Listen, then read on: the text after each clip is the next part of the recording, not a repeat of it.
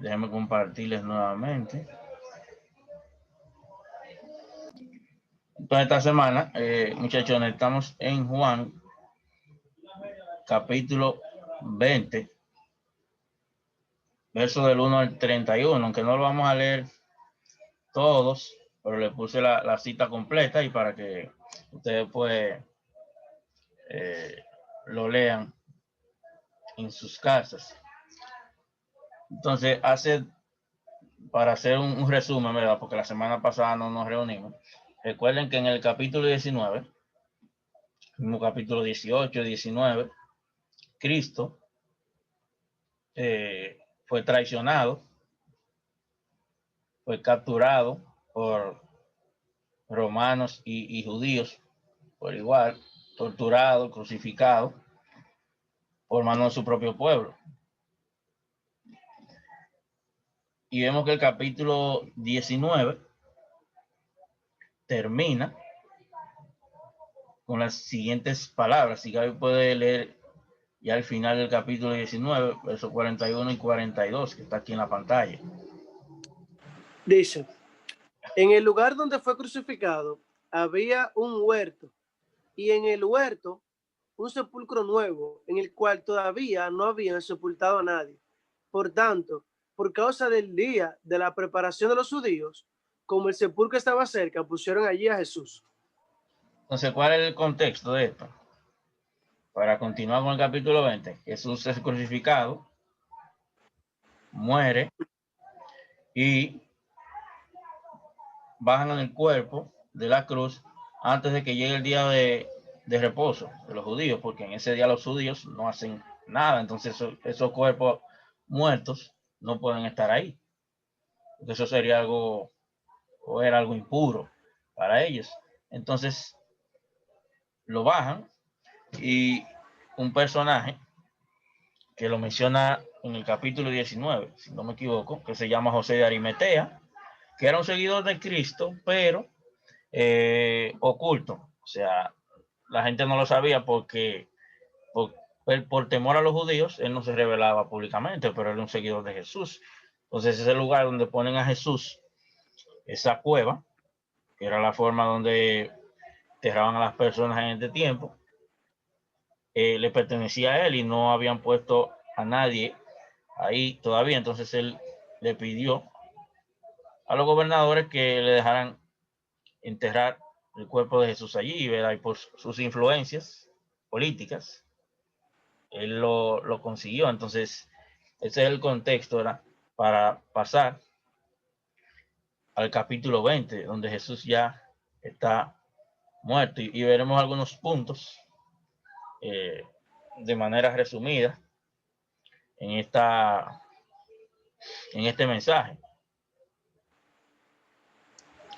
Primero vamos a ver qué evidencias nos muestra el capítulo 20 de la resurrección. También las consecuencias de esto, manifestaciones, beneficios, resurrección y finalmente una responsabilidad otorgada. Veremos esos 5 puntos de manera bien resumida. Traté de resumirlo lo más que pude. Por eso les dije, les mandé video, los animé a ver el video que les envié, porque ahí se puede entender muchísimo mejor el tema que nosotros vamos a tratar hoy.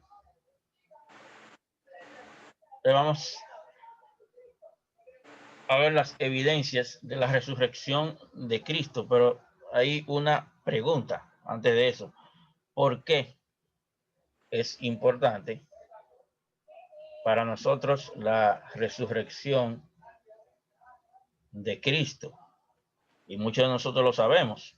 Y Pablo responde a esta pregunta. Si Perdomo puede leer estos versículos. Sí. Dice, y si Cristo no ha resucitado, vana es entonces nuestra predicación y vana también la fe de ustedes. Aún más, somos hallados testigos falsos de Dios, porque hemos testificado contra Dios que Él resucitó a Cristo, a quien no resucitó, si en verdad los muertos no resucitan. Porque si los muertos no resucitan, entonces ni siquiera Cristo ha resucitado. Y si Cristo no ha resucitado, la fe de ustedes es falsa. Todavía están en sus pecados. ¿Sí le puedo dar? Sí, Entonces, también los que han dormido en Cristo están perdidos. Si hemos esperado en Cristo para esta vida solamente, somos de todos los hombres los más dignos de lástima. entonces, ¿qué es lo que nos dice aquí? Y es muy importante esto, que si Cristo nos resucitó, como Pablo nos está diciendo aquí, vana es entonces nuestra predicación. O sea, lo que yo le estoy diciendo aquí no valdría nada. Lo que dice en la Biblia no valdría nada. Lo que puedan decir muchos estudiosos de la Biblia o teólogos no valdría nada. Nuestra creencia no valdría nada. Y los que murieron supuestamente con Cristo, pues irían al infierno, porque, bueno, Cristo en realidad no resucitó. Eso sería el problema aquí, pero la buena noticia es que Cristo sí resucitó y hay muchísimas evidencias que lo demuestran. Ahí, si nos podemos a investigar los hechos históricos más importantes, por ejemplo, tenemos las conquistas de Alejandro Magno en gran parte de Europa. Ninguno de nosotros vimos eso, pero sabemos que pasó. Nerón cuando quema Roma, no lo vimos, ¿verdad? Pero la historia nos dice que pasó. Por ejemplo, aquí en la República Dominicana teníamos a Trujillo por 30 y algo de años. Ninguno de nosotros lo vimos, pero sabemos que pasó, ¿verdad? Entonces, de todas esas cosas hay muchas evidencias, pero hay muchas más evidencias, y gloria a Dios, de lo que es la resurrección, la vida de nuestro Señor Jesucristo. Entonces, vamos a Juan, capítulo 20. Vamos a empezar con los versículos 1 y 2. Si pueden buscar en su Biblia ahí Juan capítulo 20, versículos 1 y 2, que nos dice: y el primer día de la semana, María Magdalena fue temprano al sepulcro cuando todavía estaba oscuro y vio que ya la piedra había sido quitada del sepulcro. Versículo 2. Entonces corrió y fue a Simón Pedro y al otro discípulo a quien Jesús amaba y le dijo: se han llevado al Señor del sepulcro y no sabemos dónde lo han puesto. Y tal vez para ellas la pregunta fue: ¿cómo rayos? Y esa es una de las preguntas que tenemos aquí: ¿cómo la piedra fue removida? O sea, porque era una piedra enorme, no era un blocito, un block o una piedrecita pequeña, era una piedra enorme que cubría y tenía que ser removida por hombres, por varias personas, porque era realmente grande. Y recordemos que se pusieron guardias a vigilar la tumba de Jesús, para eso mismo, para que los discípulos supuestamente no se robaran el cuerpo. Entonces, ¿cómo? Se pregunta María y la otra María que estaba con ella. Imagino yo que ellas pensaron cómo pudo ser removida la piedra. Y vemos aquí, jóvenes, que Mateo nos cuenta lo que Juan omitió. Interesante, a los evangelios, cómo hacen esa conexión. Uno completa lo que el otro omitió. Es realmente interesante cuando leemos los 4 evangelios así, están realmente conectados. Dice Mateo 28:2, y se produjo un gran terremoto. Aquí está la razón de cómo la piedra fue removida, porque un ángel del Señor descendió del cielo y acercándose removió la piedra y se sentó sobre ella. Ya sabemos cómo se removió la piedra, que no fue sola, fue algo sobrenatural. Y Mateo 28:4 nos contesta la pregunta: ¿dónde estaban los guardias? Debían de estar ahí cuidando esa tumba. Bueno, y de miedo que los guardias vieron cuando descendió los ángeles, los guardias temblaron y cayeron y quedaron como muertos. Entonces, podemos decir que los guardias estaban desmayados ahí, o realmente ya los guardias no estaban cuando ya aparecieron. Ya los guardias se habían ido a inventar la historia de que, y lo pueden leer después, que los discípulos habían robado el cuerpo. Eso fue lo que le dijo, digan que los discípulos robaron el cuerpo. Entonces, esta es una prueba más de que Jesús sí resucitó. Y vemos aquí como en los versículos 6 y 7, llegó Simón Pedro, tras él entró al sepulcro y vio las envolturas de lino puestas allí. O sea, la envoltura con la que enterraron a Jesús. Y el sudario, dice el versículo 7, que había estado sobre la cabeza de Jesús, no puesto con las envolturas de lino, sino enrollado en un lugar aparte. Vamos a imaginarnos una escena de un robo general. O sea, yo no creo que ningún ladrón, o bueno, el ladrón tendría que ser un ladrón muy educado. Cuando se mete a un lugar, deja todo ordenado. Dice, pero ven acá, ¿y qué ladrón es este? Tiene que ser un ladrón de banco, de cosas así. Y ni siquiera eso, porque dejan evidencia, dejan rastro, dejan desorden. Pero cuando Pedro entra, encuentra todo ordenado. Pedro dice, oh, Pedro no dice, pero me imagino que Pedro, esto no es un robo, porque todo está bastante ordenado. Entonces, ahí esa es una de las evidencias. O sea, nadie que robar el cuerpo de Jesús. Y bueno, posiblemente se lo iban a llevar con tu ropa, con todo lo que tenía, no lo iban a dejar todo ordenado. Entonces vemos aquí que la piedra fue removida de forma sobrenatural por un ángel. La tumba estaba vacía. Jesús no estaba allí, no había ni señal de Jesús. Y el sudario y las envolturas vacías estaban en orden. Eso nos muestra que en realidad Jesús sí resucitó. Y como los discípulos lo estaban buscando, los romanos no sabían dónde estaban. Eso es una evidencia más de que no fue fingida ni su muerte ni su resurrección. Entonces, ¿cuáles consecuencias? Y los números, tuvo su resurrección. Si Miguel José puede leer Juan 20 del 8 al 9. Está por ahí. Ok. También entró el otro discípulo, el que había llegado primero al sepulcro, y vio y creyó, porque todavía no habían entendido la escritura de que Jesús debía resucitar de entre los muertos. Entonces recordemos que Jesús les había dicho a ellos en varias ocasiones que él iba a resucitar de los muertos, y ya sea por una razón u otra, ellos no lo recordaban.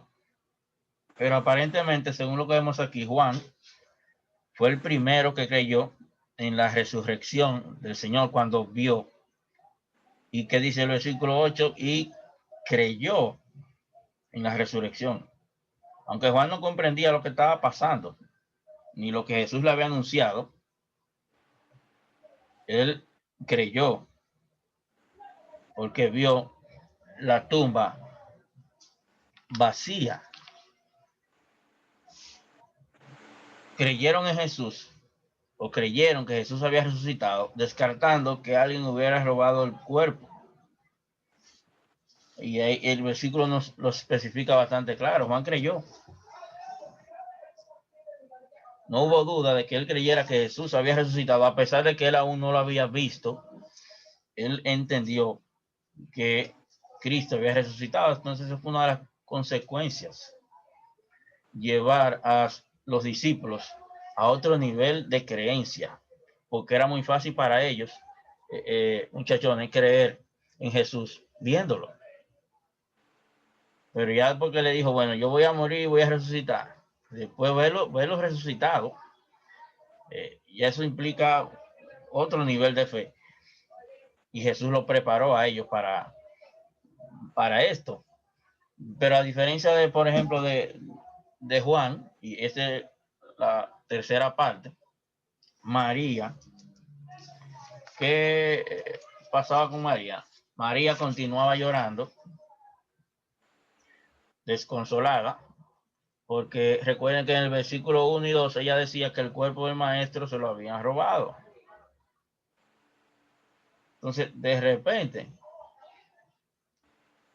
¿qué pasa? Aparecen unos seres angelicales de María. Vamos a leer el versículo 11 y al 13. Si vamos a ver, Alejandro Solís, creo que está por ahí, lo puede leer. Versos del 11 al 13. Disculpa, Romano, no tengo la Biblia a mano.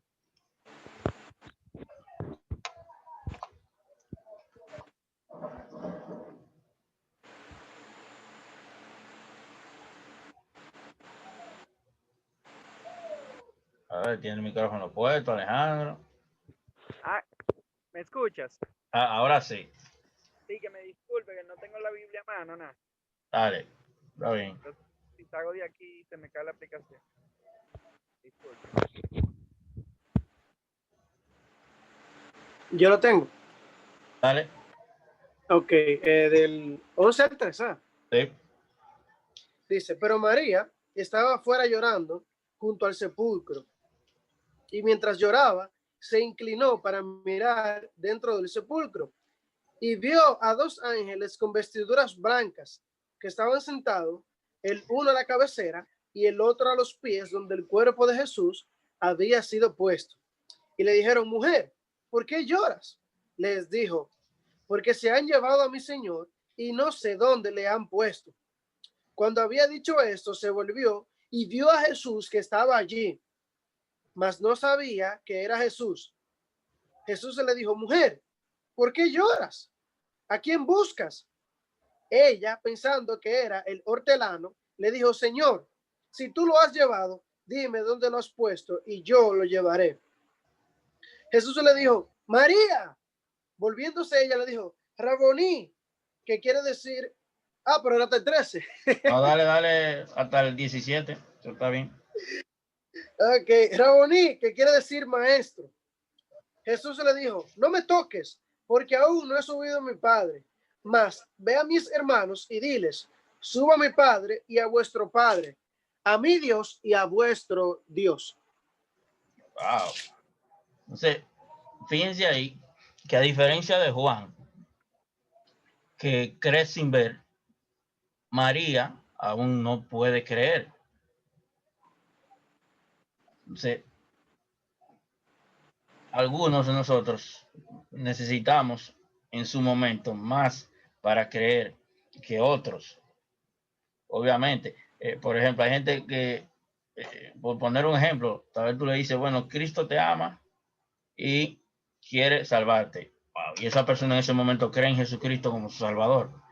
Pero hay otros que no van a creer con tan poca información.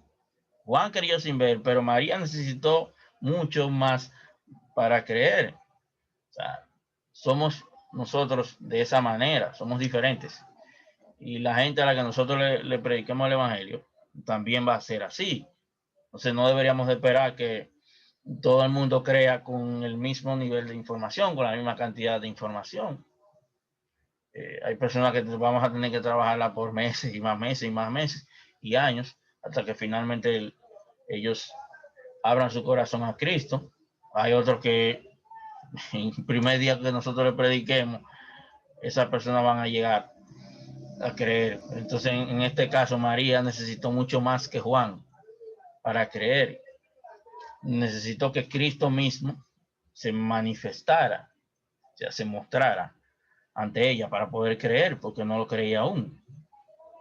Y hasta ahora hemos visto evidencias de la resurrección, consecuencias y manifestación de la resurrección, que fue Cristo mismo manifestándose. Y número 4 que vamos a ver es aquellos beneficios de la resurrección. Una de las cosas que a nosotros más nos gusta son los beneficios de cualquier cosa. Nos dicen, bueno, Aquí tenemos a Alejandro y Perdomo, ¿verdad? Que son contables. Ellos saben de mucho de eso, beneficios económicos y eso, y a la gente le encanta que tú le digas, bueno, con nosotros, por ejemplo, papá le dice a alguien, bueno, con nosotros usted va a tener esto, esto y estos beneficios. Más que lo que usted puede tener con cualquier otra persona, y la gente obviamente se va a ir para esa compañía, porque nos gustan los beneficios, y es algo que nos va valga la redundancia, a beneficiar a nosotros. Pero entonces la resurrección trajo muchos beneficios a nosotros, no solamente uno. O sea, vamos a nombrar algunos aquí, pero los beneficios que nosotros tenemos a través de la resurrección, de la muerte y resurrección de Cristo, para mí son ilimitados. Dice Juan 20:19, al atardecer de aquel día, el primero de la semana, y estando cerradas las puertas del lugar donde los discípulos se encontraban por miedo a los judíos, Jesús vino y se puso en medio de ellos y les dijo que paz a ustedes. Aparte de que eso era un saludo, aquel tiempo, shalom, decirle paz a las personas, de parte de Jesús fue una promesa. Él les dio la paz de Cristo. Capítulo anterior se lo dice, la paz les dejo, mi paz les doy. No se la doy a ustedes como el mundo la da. No se turben su corazón ni tengan miedo. Y el capítulo 16, verso 33 de Juan, ¿qué nos dice? Estas cosas os he hablado para que en mí tengan que paz. En el mundo tendréis aflicción, pero confiad, yo he vencido al mundo. Interesante que el 14:27 de Juan, Jesús especifica, la paz que yo le traigo no es como el mundo la da, porque para el mundo paz significa que todo está bien, no hay problemas, no hay enfermedades, no hay calamidades, vida perfecta. Pero la paz para nosotros como creyentes significa que a pesar de las tribulaciones, a pesar de las enfermedades, a pesar de todo lo que pasa a nuestro alrededor, podemos estar confiados en que Cristo está ahí con nosotros y que descansamos nosotros en la promesa que Él nos hizo de vida eterna. Y por eso tenemos mucho más en que regocijarnos. Y es el segundo beneficio. Juan 20:20, y diciendo esto les mostró las manos y el costado. Entonces los discípulos que se regocijaron al ver al Señor. Y esto no fue un regocijo momentáneo, no, porque cada vez que nosotros recordamos la muerte y resurrección de Cristo, nos regocijamos. Ese regocijo es gozo o alegría muy intensa que se hace ostensible, o sea, algo demasiado grande para nosotros medirlo. Ese es el gozo que nosotros sentimos, el regocijo, al saber que Cristo resucitó y a través de su resurrección podemos gozarnos. Otra cosa que podemos nosotros disfrutar es el perdón de nuestros pecados. Sabemos que Cristo fue el único que pudo morir por nuestros pecados. Era el único elegido. Era el único que podía cargar con ellos. Era el único que podía soportar la ira de Dios. Él era el único que tenía algo que ofrecer por nuestros pecados, quien pagó por ellos. Miren lo que dice Juan 20:23. A quienes perdonen los pecados, estos les son perdonados. A quienes retengan los pecados, estos les son retenidos. Su resurrección, jóvenes, trajo como beneficio perdón de nuestros pecados presentes, pasados y futuros. Miren lo que dice aquí, Primera de Pedro 1, 18 al 19. Ustedes saben que no fueron redimidos de su vana manera de vivir, heredada de sus padres, con cosas perecederas, como oro o plata, sino con que con sangre preciosa, como de un cordero sin tacha y sin mancha, la sangre de Cristo. Y vemos que a través de su resurrección, toda incredulidad es derrotada. A pesar de que Pedro lo sabía, María ya lo sabía, los otros discípulos ya lo sabían, Tomás continuaba incrédulo. Y miren lo que le dice Jesús en Juan 20, 27. Luego dijo a Tomás, acerca aquí tu dedo y mira mis manos. Jesús hablando aquí. Extiende aquí tu mano y métela en mi costado y no seas incrédulo, sino creyente. Recuerden que Tomás dice anteriormente, si yo no veo a Jesús y no meto mi mano en su costado y no veo sus heridas, yo no voy a creer. Sí era el nivel de incredulidad que Tomás tenía en ese momento. Y Jesús reaparece y derrota la incredulidad de Tomás y posiblemente la de cualquier otra persona que estuviera allí. Y como dijo el autor de la canción Gracia Sublime, antes yo estaba ciego, ahora yo veo la luz, dijo John Newton. Antes yo estaba perdido, ahora yo he sido encontrado. Y vemos que a través de su resurrección también, jóvenes, recibimos el Espíritu Santo. Juan 20, 22 dice que después de decir esto, sopló sobre ellos y les dijo, recibid el Espíritu Santo. ¿Y esto vino a través de qué? A través de la resurrección de Cristo Jesús. Entonces vemos que recibimos la paz de Cristo como beneficio por su resurrección, regocijo eterno, perdón de pecados para siempre. Nuestra incredulidad fue derrotada y recibimos al Consolador, al Espíritu Santo. Y finalmente, la resurrección trae consigo una responsabilidad para nosotros como creyentes. Juan 20, 21 dice, Jesús les dijo otra vez, pasa a ustedes, como el Padre me ha enviado, así yo os envío. Entonces vemos que tenemos muchos beneficios, muchas bendiciones a través de la resurrección, pero también tenemos una responsabilidad. Al igual como el Padre envía a Jesús a rescatar a sus discípulos, a salvar a su pueblo, ahora ellos tenían la responsabilidad de alcanzar también a otros. Y esa responsabilidad la tenemos tú y yo por medio de la sangre de nuestro Señor Jesucristo. Jesús encarga a sus discípulos jóvenes la tarea de ser obreros de Dios, de seguir expandiendo su reino aquí en la tierra y que la tierra sea alcanzada por el Evangelio. Y vemos que la muerte de Cristo fue el mayor acto doloroso y a la vez amoroso de toda la historia.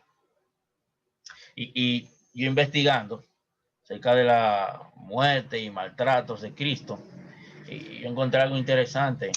Saben ustedes que los sufrimientos físicos de Cristo, emocionales, fueron tan grandes que se tuvo que crear una palabra para definir la muerte de cruz que sufrió Cristo.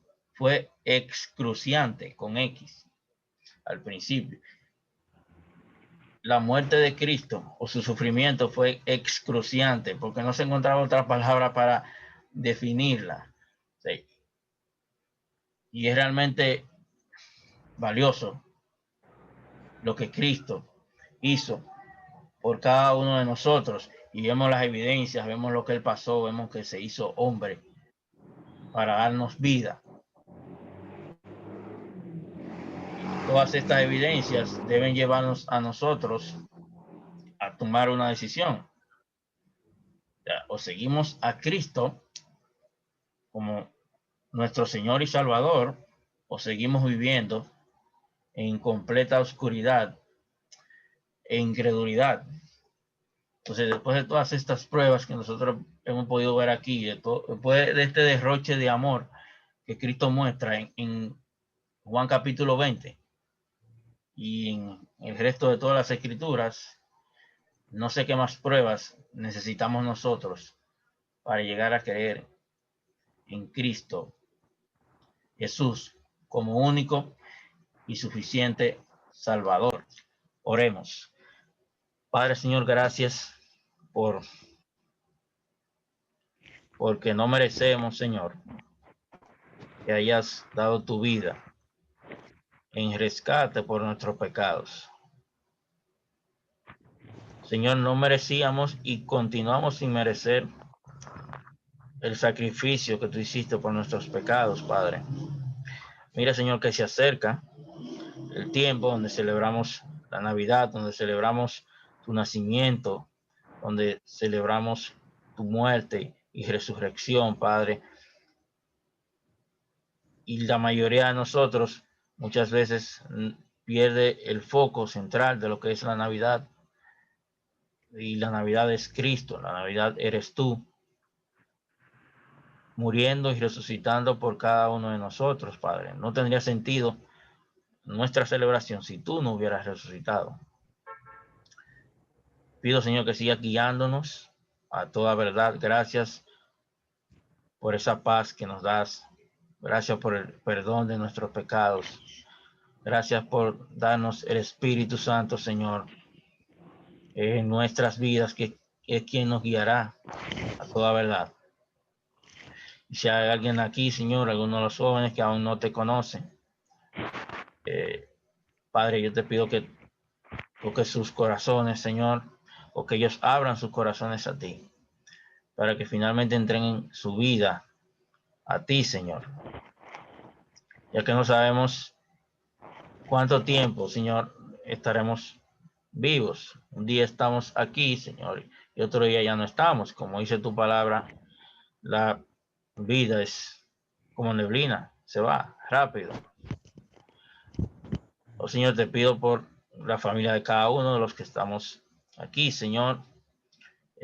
Continúa protegiéndonos, diciéndonos, Señor, si hay algún enfermo, Señor, te pido que se haga tu voluntad, Señor, con esas personas que están enfermas, situación, Señor, que estamos viviendo con coronavirus y todo, Padre.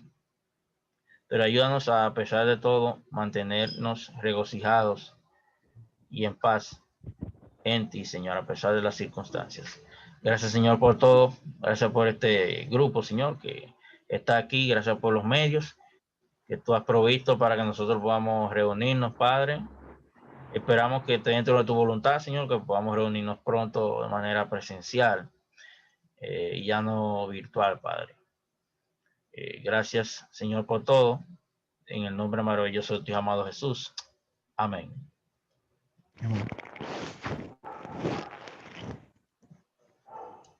Muy bien.